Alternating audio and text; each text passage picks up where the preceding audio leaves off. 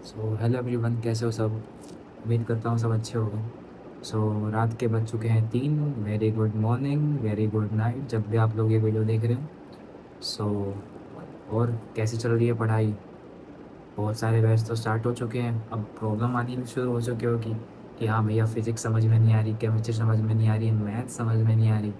बहुत प्रॉब्लम चल रही होंगी लाइफ में। लग रहा होगा कि बिल्कुल नहीं होगा, जेई बिल्कुल नहीं होगा, है ना। सबको लगता है, मुझे भी लगता था। मुझे, मेरे साथ तो हुआ भी नहीं है 2 बार, 12th में भी नहीं हुआ था मेरा तो। ड्रॉप ईयर में भी पहले वाले मेंस में मेरा अच्छी परसेंटाइल नहीं आई थी, सेकंड में ठीक ठाक आ गई थी। अब सीन क्या है कि सबके साथ होता है, ये बिल्कुल नॉर्मल चीज़ है यार। क्योंकि जब आदमी थोड़ा डीमोटिवेट रहता है तो वो सोचता है, खुद पे शक करता है कि नहीं होगा, मेरा सेल्फ कॉन्फिडेंस की कमी रहती है। बहुत सारी चीज़ें होती हैं, होती रहेंगी अभी आगे और। अच्छा, तो भैया आप क्या बताने वाले हो हमें कि जो प्रॉब्लम्स हमारी दूर हो जाए। तो मैं कुछ ऐसा मंत्र नहीं फूँकने वाला, मैं कुछ गाइडेंस दूँगा, कुछ चीज़ें बताऊँगा जो इम्पोर्टेंट है। अच्छा, सबसे ज़्यादा इम्पोर्टेंट क्या है कि अभी जो मेरे पास जो मैंने बच्चों से बात की है कि यार, क्योंकि यार तुम लोग यार कमेंट नहीं करते हो। बहुत सारे लोग देखते हैं, मतलब अगर 150 टू 100 भी व्यू आ रहे हैं अगर चैनल पे, अगर मैं एवरेज की बात करूँ तो यार तुम लोग देख रहे हो तो कमेंट्स भी कर दिया करो यार। जो भी तुम्हें दिक्कत लग रही हो, हमेशा गाली बक दो भाई कमेंट्स कमेंट्स में। कम से कम मुझे पता चलेगा कि तुम्हें क्या पसंद नहीं आया यार। कुछ भी कमेंट्स नहीं कर रहे यार तुम लोग, पहले तो कमेंट्स आ रहे थे। कमेंट्स करो यार, तभी मुझे पता लगेगा कि हाँ, तुम लोगों को क्या चाहिए, मैं क्या प्रोवाइड करा सकता हूँ अपने अपनी तरफ से, है ना। तो इसीलिए यार, फॉलो करो चाहे ना करो, लेकिन कमेंट डाल दिया करो भाई। क्योंकि मुझे मोटिवेशन मिलता है कि हाँ, बच्चों को मेरी बात समझ में आ रही है और मैं कुछ बातें बताने लायक हूँ। अच्छा, अब सीन क्या है कि पहले तो तुम पास आउट हो सर, तभी सुनते हो तुम लोग, दूर में तुम लोग सुनते नहीं अच्छे से। अच्छा, आ गए पास। अब सीन क्या है कि भैया हमको तो फिज़िक्स समझ में नहीं आ रही, कहीं बोलेंगे केमिस्ट्री नहीं आ रही, कहीं बोलेंगे मैथ्स नहीं आ रही। मेरा चैनल मैं पहले ही बता चुका हूँ कि मेनली फिज़िक्स ओरिएंटेड है। क्यों? क्योंकि जब मैंने 20 से 25 दिन में 97 परसेंटाइल का जंप करा था, तो मैं तुमको एटलीस्ट बताने लायक तो हूँ, या फिर इनफ कैपेबल हूँ कि तुम बताने के लिए तुम लोगों को कि तुम 99 परसेंटाइल ला सकते हो। मेरे 72 मार्क्स थे, मेरे 80 आ सकते थे, मेरे 90 आ सकते थे, तो तुम ला सकते हो उतने मार्क्स। मतलब इतना कैपेबल तो हूँ मैं बताने के लिए तुम लोगों को। सीन ठीक है। तो इसीलिए मेरा चैनल मेनली फिजिक्स ओरिएंटेड है, ना कि मैथ्स, ना कि केमिस्ट्री, क्योंकि उसमें मेरे इतने अच्छे स्कोर भी नहीं है। और मैं तुमको for any X Y Z reason अगर मैं तुम्हें बता भी दूंगा तो तुम लोग जज करोगे कि तेरे को खुद तो आता नहीं ये सब सब्जेक्ट, तो क्यों बता रहा। तो इसलिए मैं नहीं बताता, सिंपल सी बात ये है। जवाब जो जो कमेंट्स में लिख रहे थे पहले कि आपको नहीं आते ये सब्जेक्ट, फिर आप क्यों बता रहे, तो नहीं बता रहा भाई, मैं फिजिक्स के बारे में बता रहा हूँ। अच्छा, अब क्या है कि फिज़िक्स का तुम्हारा स्टार्ट हो चुका होगा। देखो, फिज़िक्स में मेनली क्या है ना कि कई बच्चों को या तो एडवांस लेवल के क्वेश्चंस नहीं हो रहे होंगे, और कई लोगों को मेंस लेवल के क्वेश्चंस भी नहीं हो रहे होंगे, क्योंकि मेंस लेवल भी आसान नहीं होता। वो बस सेग्रीगेशन है कि ये मेंस लेवल है, ये एडवांस लेवल है। बल्कि ऐसा होता नहीं, थ्योरी दोनों की सेम है। समझ में आया ना। प्रॉब्लम सॉल्विंग ऊपर नीचे हो सकती है। अच्छा, अगर पहले हम बात करते हैं मेंस लेवल के लिए। देखो भाई, मेंस लेवल के लिए अगर तुम अच्छे मार्क्स टारगेट कर रहे हो तो सबसे पहला इंपॉर्टेंट है कि तुमको सारे फॉर्मूलाज पते होने चाहिए। तुमने पूरा सिलेबस करा होना चाहिए, फिजिक्स का एक भी चैप्टर नहीं छूटा होना चाहिए। तुमने हर तरह के वैरायटी के क्वेश्चंस करे हुए होने चाहिए, जो कि तुमको कहाँ से मिलेंगे, अपने असाइनमेंट्स के थ्रू मिलेंगे, या फिर जो तुम्हारी डीपीपीज होंगी उसके थ्रू तुमको मिल सकते हैं। शर्ट के बटन बंद कर ली, हीरो नहीं बनना चाहता। समझ में आ गया? तो तुम लोगों को वहाँ से मिल जाएंगे आराम से। समझ में आ रहा है मेरी बात? तो वहाँ से आप लोगों को मिल जाएंगे।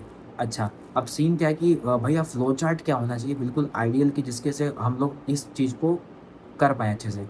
तो देखो, फ्लो चार्ट मैं बहुत बार बता चुका हूँ पिछली वीडियोज़ में भी, कि अपने टीचर के लेक्चर नोट्स देखो, जो वो होमवर्क दे लेक्चर नोट्स में उसको कंप्लीट करो। उसके बाद डीपीपीज़ करो, अगर डेली प्रैक्टिस प्रॉब्लम्स मिल रही है तो उनको अटेम्प्ट करो अच्छे से। जो क्वेश्चन नहीं बने उसको डाउट कॉपी बनाओ और उसमें लिखो। क्वेश्चन अगर तुम प्रिंट आउट निकाल सकते हो तो बहुत अच्छी बात है, प्रिंट आउट निकाल लो। उस क्वेश्चंस को नोट करने की ज़रूरत नहीं, बस डीपीपी नंबर लिखा और उस क्वेश्चंस का सॉल्यूशन लिख लिया जो क्वेश्चन नहीं बना। उसकी डाउट कॉपी अलग से मेंटेन करो। जैसे मैं आप लोगों को दिखा देता हूँ, आज लाया भी मैं आप लोगों के लिए। ये मेरी डाउट कॉपी थी, ये मेरी डाउट कॉपी थी पूरी। इसमें देख सकते हो आप, मैंने सारे चैप्टर्स के लिखे हुए हैं मेनली। ये सेंटर ऑफ मास का है, ये एसएचएम का है। जो आप लोग बोलते हैं ना एसएचएम बहुत वीक है आप लोगों का, ये देखो एसएचएम मेरा फेवरेट टॉपिक था, सारे क्वेश्चंस कर लिखा था मैं एसएचएम को। और जो नहीं बनते थे मैंने इसमें रख रखे हैं, और बहुत सारे क्वेश्चन मैंने वो भी इसमें डाल दिए थे जो मेरे से बन जाते थे, लेकिन जिनका वेटेज बहुत ज़्यादा था और जो रिपीट बहुत होते थे। जैसे ये क्वेश्चन मेरे अटैम्प्ट में भी आया था जी के इस बार। तो ऐसी चीज़ें थी, आप देख सकते हो पूरा। समझ रहा है? पूरा देख सकते हो। तो ये सीन होता है, डाउट को भी बहुत ज़रूरी है मेंटेन करना। कई लोग होंगे आपके दोस्त या कोई भी आप लोगों को बोलेगा, अरे भाई यही तो माइंड का गेम है, सब दिमाग में आ जाता है। नहीं भाई, तुम लोगों की बहुत लंबी जर्नी होने वाली है, 1 साल या 2 साल की या फिर 3 साल की। उसमें तुम इतना रिटेन नहीं कर पाओगे, तो डाउट को भी मेंटेन करो। जो भी टीपीपीज़ में क्वेश्चन ना बने या फिर आप किसी कोचिंग का मॉड्यूल भी कर रहे होगे तो उसमें भी क्वेश्चन ना बने, तो इसमें आप लोग नोट कर सकते हो। उस क्वेश्चन नंबर को लिख के और सीधा सॉल्यूशन लिख सकते हो इसमें।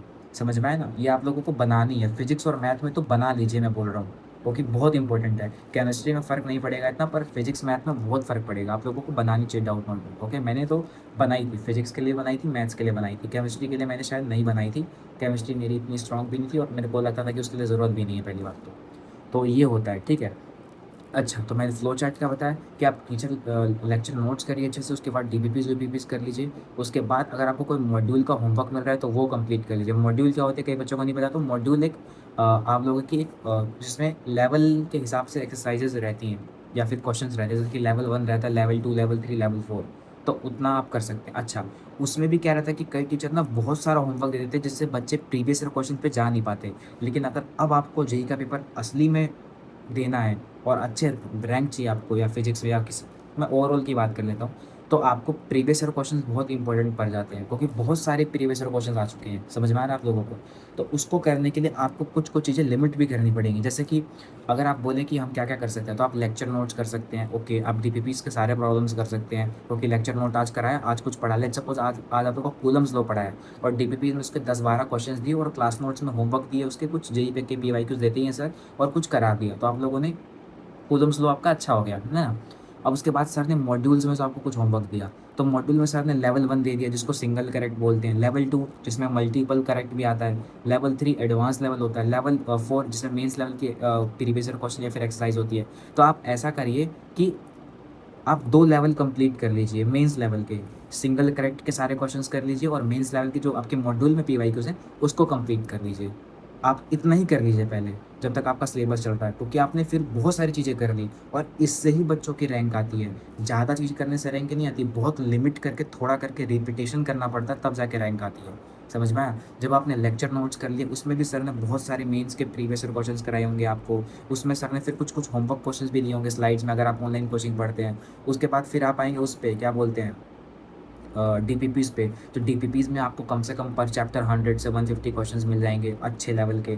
अच्छा, आपका पूरा मटेरियल तो यही खत्म हो गया कि आप लोगों को मस्त चैप्टर समझ में आ गया। उसके बाद आपको मॉड्यूल में होमवर्क मिलेगा, तो आप लेवल 1 कर लीजिए, जिसमें सिंगल करेक्ट में 50 से 55 सवाल होते ही हर मॉड्यूल में। फिर लेवल 4 में होता है, जैसे मैं पीडब्ल्यू का स्टूडेंट था, मैं पीडब्ल्यू की बात करता हूँ, तो उसमें लेवल 1 में सिंगल करेक्ट होते थे और लेवल 2 में लर्निंग प्लस, मतलब लेवल 2 में थोड़े और अच्छे सवाल होते थे, पर मैं नहीं करता था। मैं लेवल 1 करता था, लेवल 4 करता था मेंस के लिए। जब मैं 12th में था, तो लेवल 1 कर लिया, लेवल 4 कर लिया, जेईई मेंस के प्रीवियस ईयर क्वेश्चंस। आपका एक कंप्लीट पैकेज हो गया। अब जब आपका सिलेबस कंप्लीट हो जाएगा, तो आपके जो प्रीवियस ईयर क्वेश्चन होंगे रिसेंट ईयर के, वो बचे हुए होंगे, आप उसको कंप्लीट कर लीजिए। ऐसे आप मेंस लेवल के लिए 80 मार्क्स तक तो आराम से ले आएँगे। अच्छा, 80 से ऊपर जाना है तो उसके लिए सच में मेहनत लगेगी। उसके लिए सिर्फ़ प्रीवियस ईयर क्वेश्चंस करके ही आप नहीं रह सकते। अगर आपको सिर्फ़ 90 मार्क्स लाने हैं, फिर फुल मार्क्स लाने हैं, तो उसके लिए आपको एक्स्ट्रा मेहनत करनी पड़ेगी, आपको एक्स्ट्रा मटेरियल करना पड़ेगा। या तो आप किसी कोचिंग की एक अच्छा मटेरियल पूरा कंप्लीट कर लीजिए, जैसे लेवल 2 और लेवल 3 बच जाए, वो कर लीजिए। या फिर आप क्या कर सकते हैं कि आप किसी भी कोचिंग की आरबीएस आती है, वो कर सकते हैं। आरबीएस तो मैं नहीं बोलूँगा, मत करो आप लोग। और तुम लोग क्या कर सकते हो? तुम लोग किसी भी एक रेफ़रेंस किताब के जो पीछे के जो सवाल होते हैं सिंगल करेक्ट होते हैं, वो कर सकते हो। 2 किताबें मैं बता सकता हूँ, पहली सिंगेज बता सकता हूँ, डीएम शर्मा सर की किताब है, उसके सिंगल करेक्ट कर लेना पीछे वाले, ठीक है? ये नहीं कि सॉल्व्ड एग्ज़ाम्पल करने बैठ गए, इतना सब कर चुके हो, पीवाईक्यू, डीपीपीज़, लेक्चर नोट्स, सब दिमाग तो वैसे ही बिल्डअप हो गया ना, क्या ज़रूरत है सॉल्व्ड एग्ज़ाम्पल करने की? तो सिंगल करेक्ट कर सकते हो उसके पीछे के किसी किताब के। एचसी वर्मा की मत करना, मैं रिकमेंड नहीं करता एचसी वर्मा जेईई मेंस के लिए। उसके सॉल्व्ड एग्ज़ाम्पल बेहतरीन है, मैं मानता हूँ थ्योरी बेहतरीन है, पर जो तुम एग्ज़ाम अगर उसके एक्सरसाइज़ के क्वेश्चंस करने गए, तुमको सॉल्यूशन मिलेगा नहीं, मिलेगा तो आधा गलत मिलेगा, पता नहीं क्या मिलेगा, मैं तो नहीं करता था। ठीक है? तुम वो कर सकते हो किसी भी रेफ़रेंस किताब के, तो सिंगेज की मैंने बता दी रेफ़रेंस किताब, डीसी पांडे सर की किताब आती है, उसके एक्सरसाइज़ 1 के क्वेश्चंस कर सकते हो, जो सिंगल करेक्ट होते हैं, वो कर सकते हो। 2 किताब मैंने बता दी, कर सकते हो। मैंने वैसे इनमें से कोई सी किताब नहीं करी थी, क्यों? क्योंकि मेरा टारगेट नहीं था कि मेरे को फुल मार्क्स लाने हैं, मेरा था कि मैं 80 नंबर मार्क्स तक ले आऊँ फिज़िक्स में, मेरा हो जाएगा और मेरे आ गए थे। मैंने बस मेंस के पीवाईक्यूज़ को अच्छे से किया था, ठीक है? 80-85 मार्क्स तक आ सकते हैं पीवाईक्यू से, पर उससे ऊपर अगर जाना है, सिली मिस्टेक्स बहुत कम करनी है, तो एक रेफरेंस किताब लगानी पड़ेगी जो थॉट प्रोसेस डेवलप करेगी, और वो भी सब चैप्टर में नहीं लगानी पड़ती। जो कुछ जेईई मेंस के बहुत ही इंपॉर्टेंट चैप्टर है, जिनसे वैरायटी ऑफ क्वेश्चंस नहीं आते, जिनसे मतलब कुछ भी आ सकता है, उनमें करने की ज़रूरत होगी, क्योंकि जिससे वैरायटी फिक्स है, उससे तो ज़रूरत ही नहीं करने की। उससे तो फिर 10 सवाल भी लगाए तुमने उस वैरायटी का, तुम्हारा दिमाग डेवलप्ड हो गया। जैसे कि वेव ऑप्टिक्स है, वाईटी से सवाल आता है, 5 सवाल लगा लोगे, छठा सवाल अपना आप खुद कर लोगे, तो क्या फ़ायदा लगा के उसमें। तो जैसे कि उसमें एक सवाल होता है आई मैक्सिमम, इंटेंसिटी मैक्सिमम और मिनिमम का रेशियो के सवाल बहुत सारे आते हैं, ठीक है? तो वो सब सवाल बहुत रिपीटेड सवाल हैं, तो उन सब सवालों को तुम 10 किताब से लगाओगे तो फ़ायदा नहीं है। तो ये होना चाहिए फ्लो चार्ट। फिर से रिपीट कर देता हूँ, पहला फ्लो चार्ट का कि लेक्चर नोट्स, डीपीपीज़ अच्छे से करेंगे, उसमें जो होमवर्क मिलेगा लेक्चर नोट्स में उसको अच्छे से कंप्लीट करेंगे। अगर इतना भी कंप्लीट कर लिया तो 60 70 नंबर तो वैसे ही आ जाएँगे। क्यों? क्योंकि पूरा सिलेबस कंप्लीट करोगे। उसमें सर ने, जैसे पीडब्ल्यू में मैं पढ़ता था, उसमें सर बहुत सारे क्वेश्चंस देते थे होमवर्क के लिए। ऊपर से डीपीपीज़ होती हैं अच्छी खासी, तो मस्त क्वेश्चन प्रैक्टिस तो अच्छी हो गई। उसके बाद टेस्ट भी तो दोगे ना यार। अच्छा, उसके बाद आपको क्या करना है, उसके बाद आपको, आपके अगर मॉड्यूल कर रहे हो तो लेवल 1 कर लो, जिसमें सिंगल करेक्ट के 50 से 60 सवाल होंगे, टॉपिक वाइज़ होते हैं वो कंप्लीट कर लो। उसके बाद लेवल 4 कर लो मेंस लेवल के लिए। अब इसमें आप देखो हुआ क्या आपका, आपने कोई भी एक टॉपिक पढ़ा, किसी दिन कॉलम्स लॉ पढ़ा, उसके आपने डीपीपीज़ कर ली, वो आपका स्ट्रॉन्ग हो गया। उसके आपने मॉड्यूल कर लिए, वो टॉपिक स्ट्रॉन्ग हो गया। वो 3 जगह से आपका टॉपिक स्ट्रॉन्ग हो चुका है। ऐसे कितने सारे टॉपिक्स होंगे एक चैप्टर में जो आपके स्ट्रॉन्ग होते जाएँगे इन 3 वेरिएशन में। उसके बाद जब आप मेंस के पीवाईक्यूज़ करिएगा, तो मेंस के पीवाईक्यूज़ में ओवरऑल चैप्टर आपका स्ट्रॉन्ग होएगा, समझ में आया? और जितने क्वेश्चन्स बच जाएँगे रिसेंट ईयर के 24, 25, 26 के, उतने आप किसी किताब से कर सकते हैं, या फिर मैं रिकमेंड करूँगा मोहित गोयनका सर आईआईटी केजीपी के पास आउट है, उनके चैनल पे जाके आप कर सकते हैं। उनसे बेस्ट कंटेंट फिज़िक्स में कोई भी नहीं है। अच्छा, ये तो हो गई उन बच्चों के लिए। कि मटेरियल क्या करें फिज़िक्स में। दूसरे बच्चे ये होते हैं कि सर क्वेश्चन ही नहीं बन रहे भैया हमसे, तो हम क्या करें? देखो, क्वेश्चन अगर नहीं बन रहे तो सबसे ज़्यादा इम्पोर्टेंट है कि आपको सॉल्व्ड एग्ज़ाम्पल करना, या फिर किसी टीचर को देखना कि वो सवाल को अटेम्प्ट कैसे कर रहा है। जैसे कि मैं अपनी अगर बात करूँ, शुरू में मेरे को फिज़िक्स बहुत हार्ड लगती थी। तो जब मैंने मोहित गोयनका सर का चैनल फाइंड आउट किया, तो फिर मुझे क्या दिखाना कि यार मेरे कुछ चैप्टर वीक हैं बहुत सारे। जैसे मेरा मैग्नेटिज़्म बहुत वीक है, लेकिन मैं गधे की तरह फिर जाके थ्योरी नहीं पढ़ने भाग जाता। मैंने 12th में थ्योरी पढ़ी थी। सिलेक्शन हो चाहे ना हो, देखो मैं ये भी बता देता हूँ, बहुत लोग तुम्हें बोलेंगे कि तुम्हारा सिलेक्शन नहीं हो, तुम्हें थ्योरी नहीं आती, ये फलाना-ढिमकाना। मत सुनो किसी की। जो तुमको लगे ना कि तुम जिस चीज़ में वीक हो, उसको अप्लाई करो, रिज़ल्ट अपने आप आएगा। मेरे को लगता था कि यार मेरी थ्योरी वीक है, तो मैं थ्योरी पढ़ता था। मेरे को लगता था थ्योरी वीक नहीं है भाई, मेरे क्वेश्चन सॉल्विंग वीक है, तो मैं क्वेश्चन सॉल्विंग पे काम करता था। जैसा दर्द होगा वैसी दवाई लेनी है, समझ में आया? ये नहीं कि दर्द तो कुछ और है, दवाई कुछ और दे रही है, तो फिर रिज़ल्ट नहीं आता है। समझ में आया ना? तो ऐसे करना। जैसे मुझे अपने टाइम का मैं एग्ज़ाम्पल दूँ, मुझे मैग्नेटिज़्म बहुत वीक लगता था। तो मैंने क्या किया कि मैंने 12th क्लास में नोट्स था वो पढ़ लिए, उसके बाद मैंने मोहित गोयनका सर की प्लेलिस्ट फ़ॉलो कर ली पूरी। मैं देखा मेरा पूरा दिमाग हिल गया। मुझे लगता है कि ये टीचर इतना लंबा कंटेंट क्यों डालते हैं, जब इसी कंटेंट से कुछ बहुत कुछ हो सकता है। मैं तुम्हें फ़िज़िक्स, अगर तुम पढ़ने वाले बच्चे हो गए ना, मैं फ़िज़िक्स या मैं केमिस्ट्री की भी बात बता दूँगा तुम्हें। फ़िज़िक्स मैं तुम्हें ना आराम से 1 महीने में कंप्लीट करा दूँगा 12th में, 1 महीना लगेगा सिर्फ़। बहुत सारे चैप्टर हैं जिनमें आपको थ्योरी पढ़नी नहीं लंबी-चौड़ी। मेंस पूछ ही नहीं रहा 5-7 साल से वो, तो क्यों पढ़नी उस पे?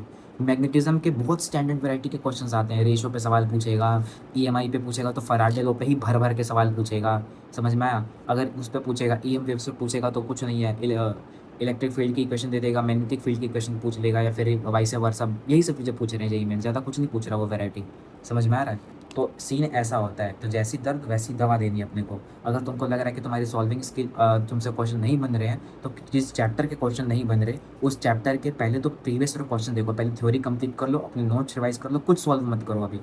जाओ मोहित गोयनका सर के चैनल पे 2020 के पीवाई करो, 2020 के करे, मान लो 20 सवाल है उसमें से तुमसे 2 बने, 18 नहीं बने, 18 तुमने समझ लिए।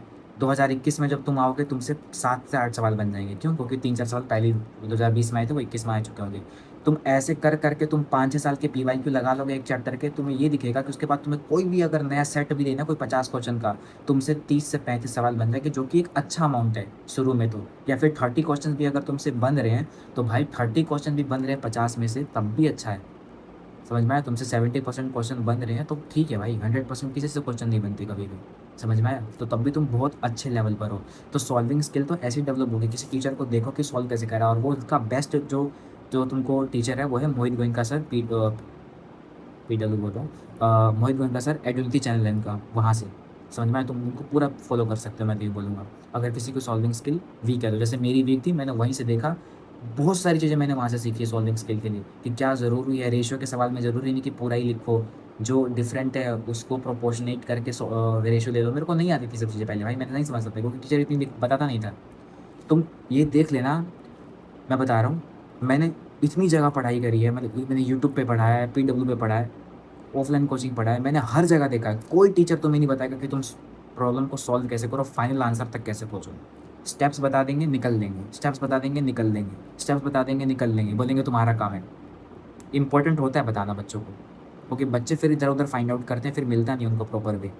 समझ में आ रहा है? तो तुमको खुद से मेहनत करनी पड़ सकती है। तो इससे अच्छा तुम फिज़िक्स में मोहित बिंदु सर के पास जाओ। तुम मेरे कहने पे एक बार उनका चैनल कर लो, इलेक्ट्रोस्टैटिक पढ़ लो वहाँ से, रिवीजन चेकलिस्ट फॉलो करो, सारे नोट्स बना लो शॉर्ट नोट वहाँ से, और सारे पीवाईक्यू कर पूरे खत्म कर डालो, 5-6 साल के जितने भी हैं, 2020 से लेके 26 तक के खत्म कर दो।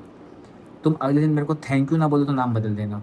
सर पूरा बताएँगे तुम्हें, सॉल्विंग स्किल, फाइनल आंसर तक कैसे पहुँचना है, बायनोमियल एप्रोक्सिमेशन कहाँ-कहाँ लेना पड़ता है, कहाँ-कहाँ नहीं लेना पड़ता है, ठीक है? बहुत चीज़ें बताएँगे तुम्हें, बहुत सारी चीज़ें बताएँगे। उनसे बेस्ट चैनल कोई है ही नहीं, मैं बता रहा हूँ फिज़िक्स में। कोई टीचर नहीं है उनसे बेस्ट।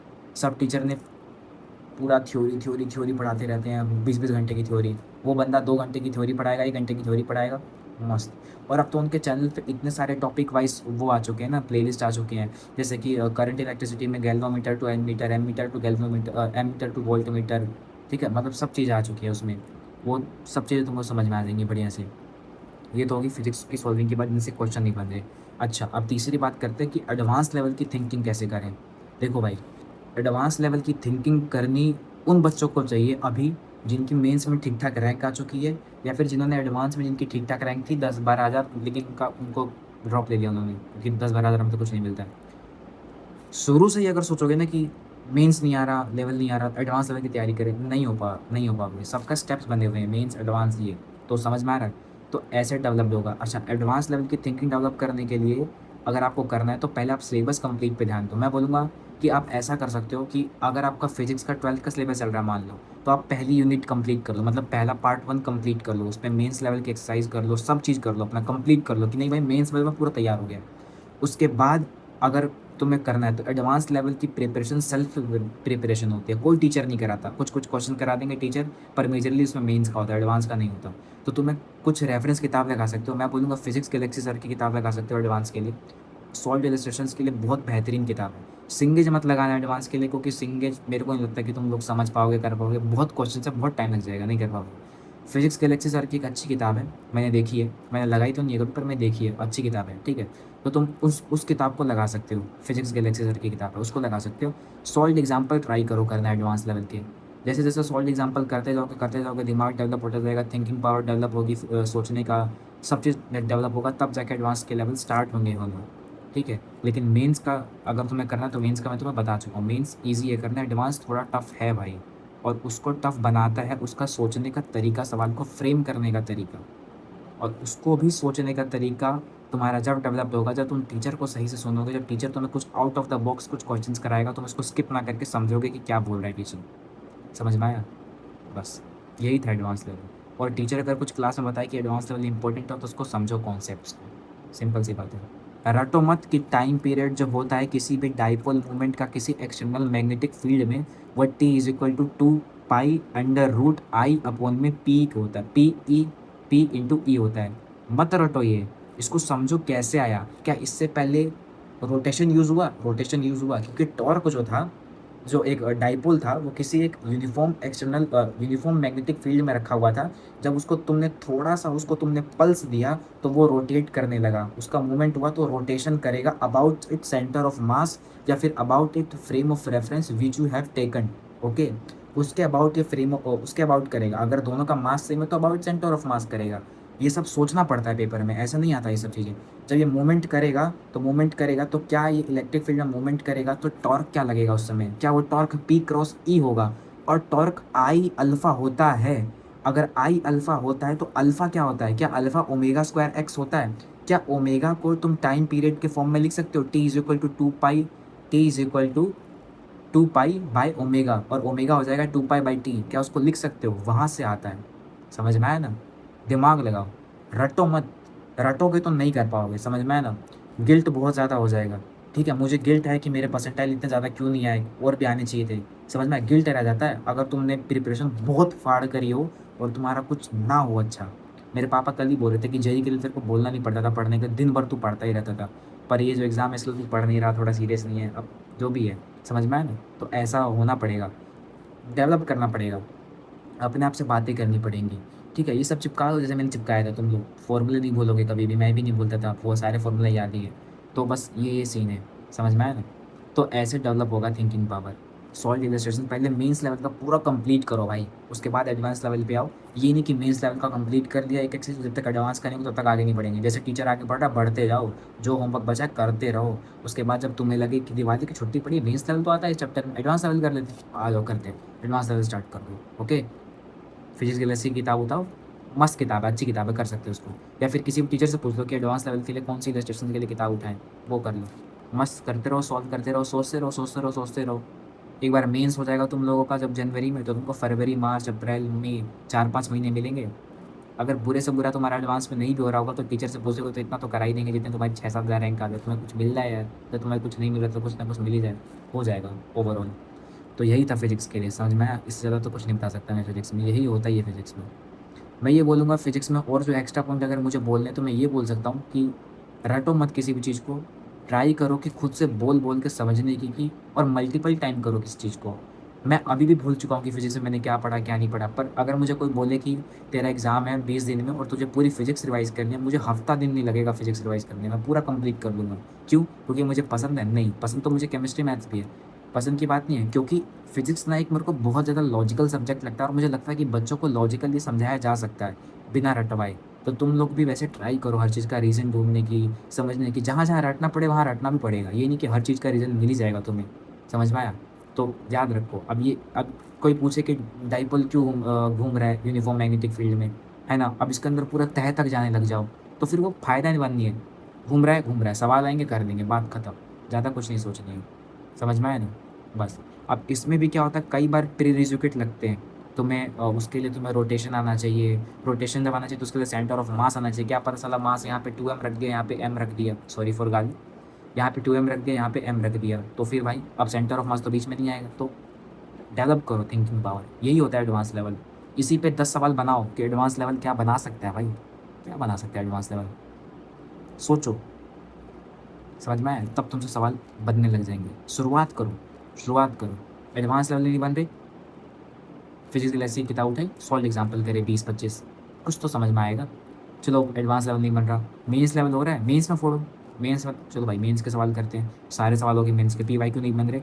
आए भाई कुछ सवाल नहीं बन रहे, चैप्टर खत्म, थ्योरी पढ़ ली, सवाल थोड़े-बड़े जो बने ठीक है, नहीं बन रहे, चलो स्टार्ट करते हैं।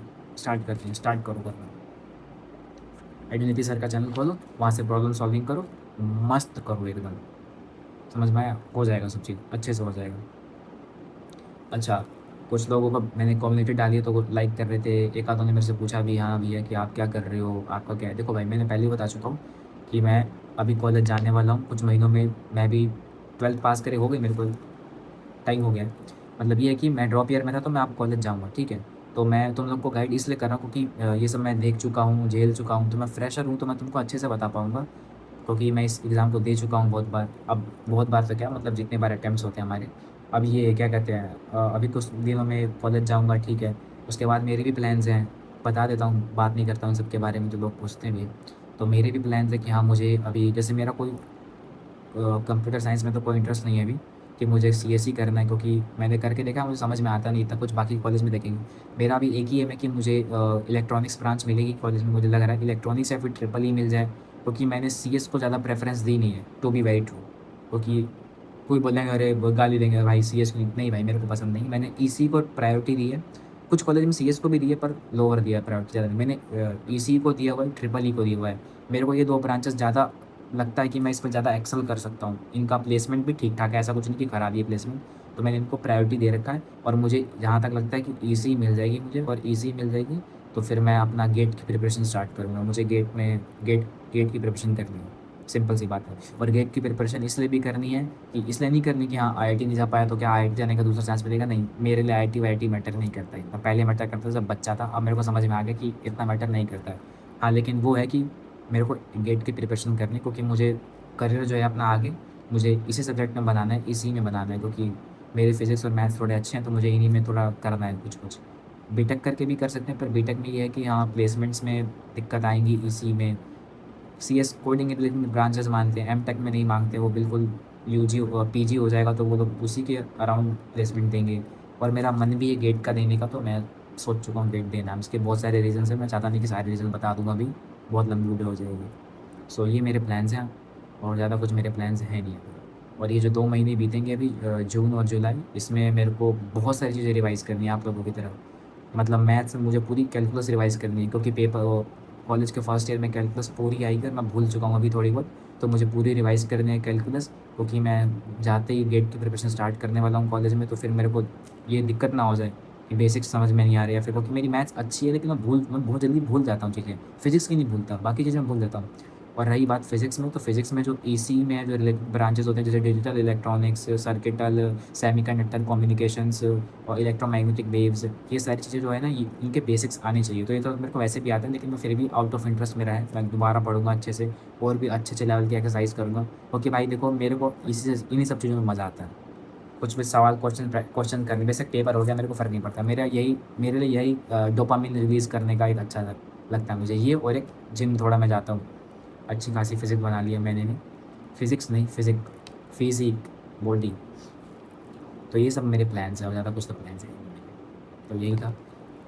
सो अच्छा, मैंने आप लोगों के लिए मैंने कम्युनिटी में कुछ-कुछ डालता रहता हूँ, वो भी देखते रहा करो यार। थोड़ी बहुत मोटिवेटिंग चीज़ होती हैं, और मैंने आज भी डाला कॉलेज रिलेटेड, जो मैंने देखा कि हाँ भाई, कॉलेज जाने के लिए ये सब इम्पोर्टेंट है या फिर इम्पोर्टेंट नहीं है। So this is from my side, Ashish Shrivastava signing of.